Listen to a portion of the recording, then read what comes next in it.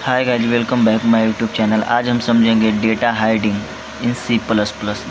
Data hiding के बारे में क्या कहता है कि data hiding in C plus plus means keeping the internal details of the class hiding from outside access so that data can not be change to access directly. क्या कहता है कि डेटा जब हम हाइड करते हैं सी प्लस प्लस में तो उसको internal keeping the internal detail, उसका इंटरनल डिटेल को जो अंदर का डिटेल है क्लास के अंदर का डिटेल वो क्या हो जाता है, हाइड हो जाता है फ्रॉम द आउटसाइड एक्सेस। मतलब कि आउटसाइड एक्सेस नहीं हो पाता। So that data can not be change and access directly. उसको जो अंदर का डिटेल रहता है, उसको क्लास के अंदर का जो डिटेल रहता है उसको हम एक्सेस नहीं कर सकते हैं डायरेक्टली। क्लास के बाहर हम एक्सेस नहीं कर सकते हैं, आउटसाइड हम एक्सेस नहीं कर सकते हैं। जैसे कि समझेंगे, it's like keeping important documents in a locker draw.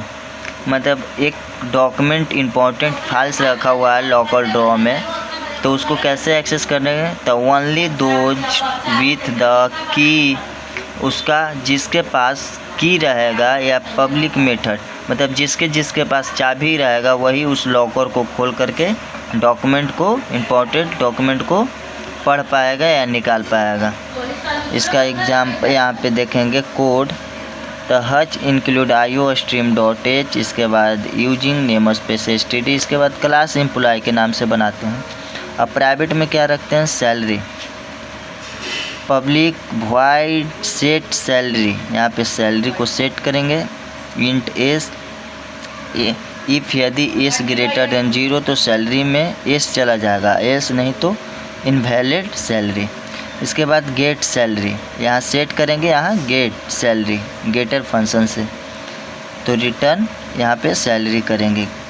फिर क्या करता है कि यहाँ पे मेन फंक्शन में जाएंगे। मेन फंक्शन में जाकर के एम्प्लॉय का ऑब्जेक्ट बनाएंगे emp, और emp डॉट सेट सैलरी को कॉल करेंगे और यहाँ पे हम प्रिंट करेंगे एम्प्लॉय सैलरी और गेट सैलरी को यहाँ पे हम क्या करेंगे, यहाँ पे प्रिंट करेंगे। इंडेल लगा देंगे। इंडेल का मतलब न्यू लाइन। अगर हम इसको डायरेक्ट एक्सेस करते हैं एम्प्लॉय डॉट सैलरी तो नॉट अलाउड, क्योंकि सैलरी जो है यहाँ पे प्राइवेट है। प्राइवेट मेंबर को क्लास के बाहर, यहाँ से क्लास के बाहर चलाता है, तो क्लास के बाहर हम डायरेक्टली एक्सेस नहीं कर सकते हैं। इसको कोड के माध्यम से देखते हैं चला करके।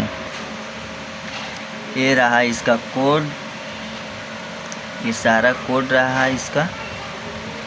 इसको कंपाइल पहले करवाएंगे। कंपाइल 0 एरर 0 वार्निंग के साथ कंपाइल हो गया। अब इसको रन करवाते हैं। एम्प्लॉय सैलरी 50,000 हो गया। लेकिन अगर हम एम्प्लॉय डॉट सैलरी को अगर हम प्रिंट करवाते हैं तो क्या आता है वो भी देख लेते हैं।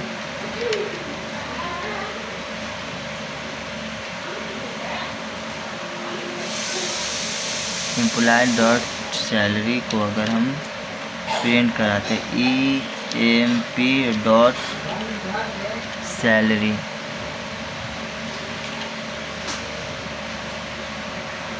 एम्प्लॉय डॉट सैलरी को अगर हम कॉल करते हैं तो क्या आता है?